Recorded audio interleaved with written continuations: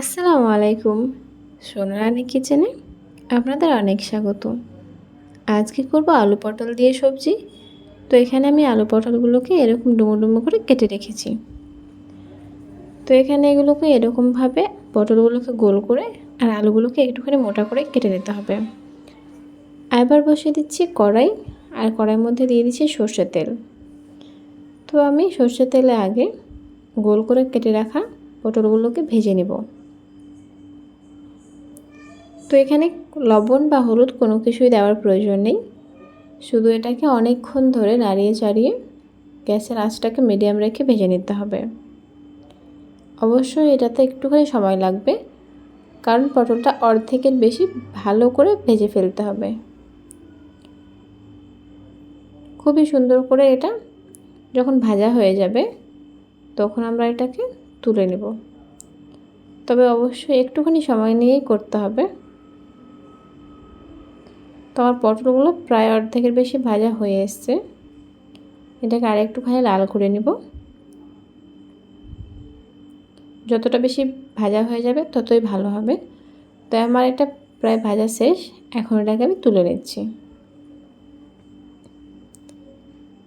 এবার ওই যে তেলটা আছে তার মধ্যেই কেটে রাখা আলুগুলোকে এখানে দিয়ে দেব। তো এখানে এই আলুগুলোকেও আমি একই রকমভাবে একটুখানি সময় নিয়ে ভেজে নেব। এখানে এইভাবে সবজিগুলো আগে ভেজে নিয়ে পরে যখন রান্না করা হয় তখন খুব অল্প সময় সিদ্ধ হয়ে যায়।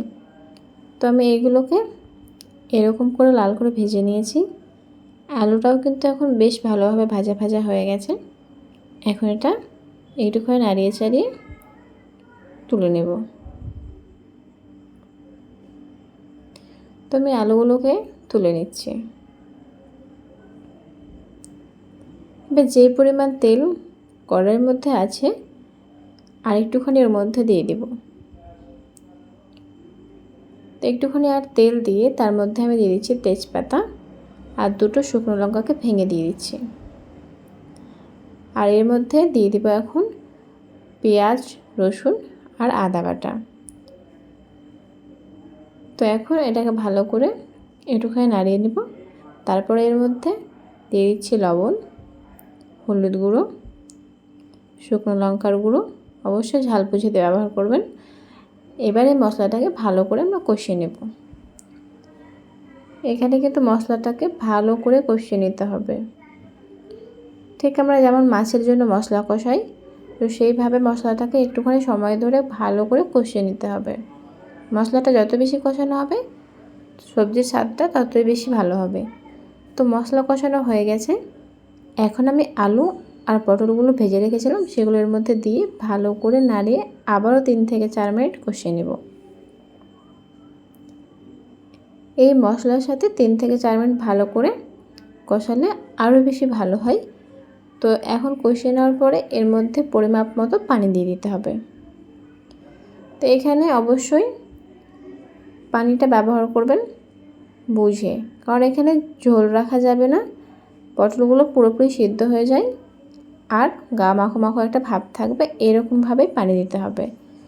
তো এগুলো এখন ঢাকা দিয়ে বেশ কিছুক্ষণ রাখতে হবে, মাঝে মাঝে নাড়িয়ে দিতে হবে।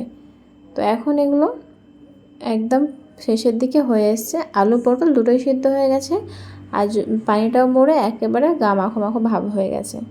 তো আমাদের এই আলু পটলের সবজি কিন্তু একদম তৈরি হয়ে গেছে। তো অবশ্যই একবার আলু পটলের তরকারিটা এরকম করে রান্না করবেন, আশা করি অনেক বেশি ভালো লাগবে খেতে।